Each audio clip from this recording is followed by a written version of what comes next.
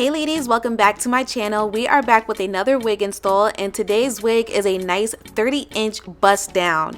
So I have this wig from Sterly Hair, and this is their 13x6 transparent lace deep wave lace front wig. Again, I have this wig in 30 inches and the density is 150%. Now I am pretty short, so this wig was so long on me, you guys, but this wig has so much lace room that if you are one of those girls who like to do different styles, like updo styles and stuff like that, this is the type of wig that you can do that with. And also the deep waves are really pretty. This wig install is going to be very beginner friendly. You guys know I'm very basic when it comes to my wig units. I do not like to make anything super complicated, so you guys should be able to follow along just fine, especially if new to lace front wigs. Lastly, but most importantly, this wig is actually very affordable. They have it on their website for $199, you guys. So just for $200 you can get yourself a 30-inch 13x6 lace front wig, which is crazy. I don't see any other brand offering something like that. But as you guys can see, I'm giving you guys some close-ups. The knots on this lace was not bad at all. I did not have to bleach it again. I feel like if you have a specific preference on how you want your lace front wigs to look, you might want to bleach it again, but I kind of skipped that step because I didn't feel like going through all of that. Plus, I didn't feel like the knots were that bad. The lace, however, is transparent, which means it's more so of a white tint, and on my skin tone is going to show up pretty white. So as you guys can see, I am adding a lot of foundation on that lace. That way I can melt her just a little bit better. Once I threw the wig on, I realized she was a little too loose, so I did use the adjustable elastic band to tighten her a little bit more. She was still kind of loose. The fit was pretty okay, but I was going to be able to work with it, so I was happy with it. However, the deep waves on this wig, you guys, was really pretty. That's the one thing that I noticed off rip, and I really did like that. So as always, I'm going to go ahead and use my wax stick to get all of the hair away from the lace, and we're going to cut off all that excess lace that we do not need.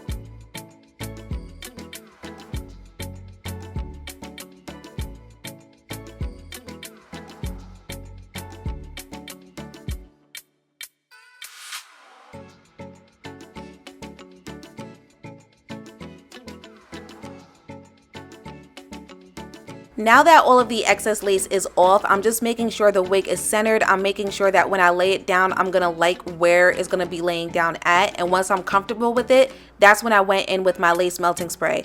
Now it's going to look like I use a lot of lace melting spray, but I'm not. I always do a little bit at a time, and I always start with the center of my head first, and then I work on the sides. So a little bit at a time, that way it's not messy, and I just take my time with it.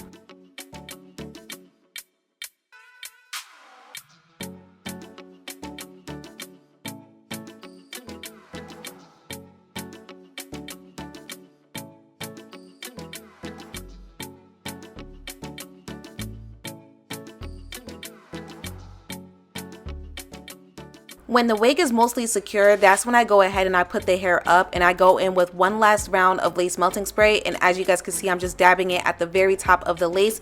I allow her to cool down. I make sure she's pressed in firmly, and then I use my elastic band and I allow her to melt for like a good 20 minutes, I want to say. I left her on for quite a bit because I wanted to make sure she was set in place, and because this is a transparent lace, I wanted to make sure the lace melted down as much as possible so that when I added the foundation, we were good to go. So now that the elastic band is off, I'm gonna go ahead and add some foundation wherever I see the lace.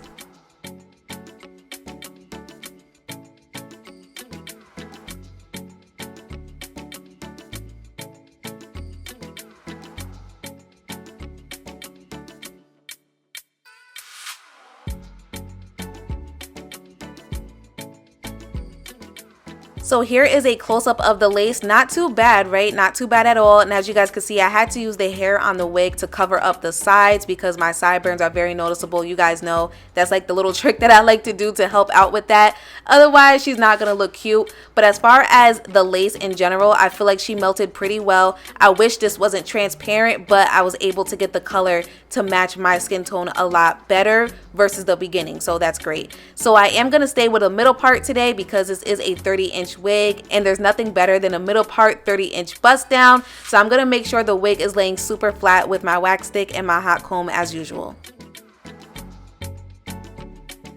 Now I'm just going in with the lighter foundation in the middle part, and this is what helps it give that scalp effect.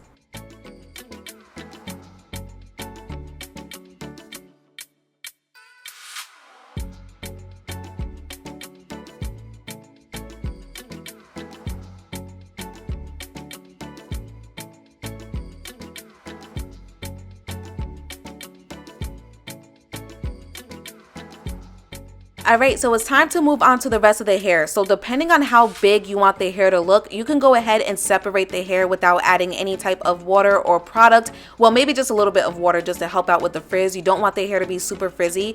But me personally, I did like how defined the hair came in the box. I love how those deep waves were just popping on through. So I wanted to kind of keep that, but I wanted to refresh the hair. So as always, I went in with some water and I kind of just worked the water throughout the hair, and afterwards I just used some gel to set it. That's basically all I did. Now, a couple of things about this unit: because I did use gel, I realized that the ends of the wig looked a lot thinner versus the top, and I don't know if that's because of me or just the wig unit in general. And also, as you guys can see, the wig is a lot shorter in the front. That was not me, that's how the wig came. So it looks like they added shorter bundles at the top of the wig unit, so just keep that in mind because I know some girls don't like that, some girls do like that, so it's really up to you. I personally didn't mind it, but I feel like if you are going to sell a 30-inch wig, the entire thing should be 30 inches, and then if the consumer wants to cut any layers in it, it should be up to them.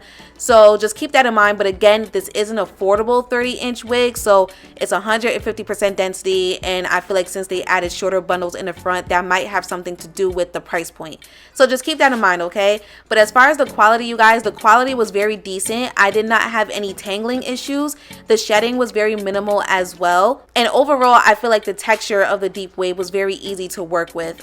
Deep wave and water wave to me are kind of like one and the same. It's just one is a lot more defined than the other. So for example, deep wave, you see those deep waves a lot more and they're a lot more noticeable, a lot more defined versus a water wave unit. So depending on your preference, you might want to go with a deep wave if you really like the definition that it gives. However, it's very manageable.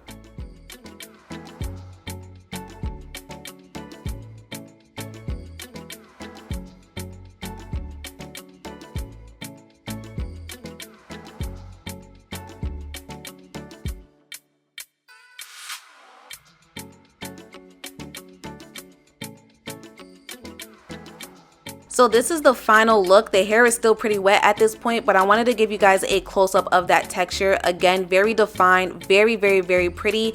And if you notice the ends of the hair, this is what I was saying earlier. It's a lot thinner versus the top of the wig. But again, that could be the gel casting. I'm not too sure. I did run my fingers through it and I don't know. It pretty much stayed the same. So you guys let me know what you think about that. But overall, I do feel like the wig was very pretty. And again, this is an affordable 30-inch bust down wig. It's $199 and you really can't beat that. I don't think you're gonna be able to find that anywhere else, you know. Overall, she was very pretty. Again, very easy to work with.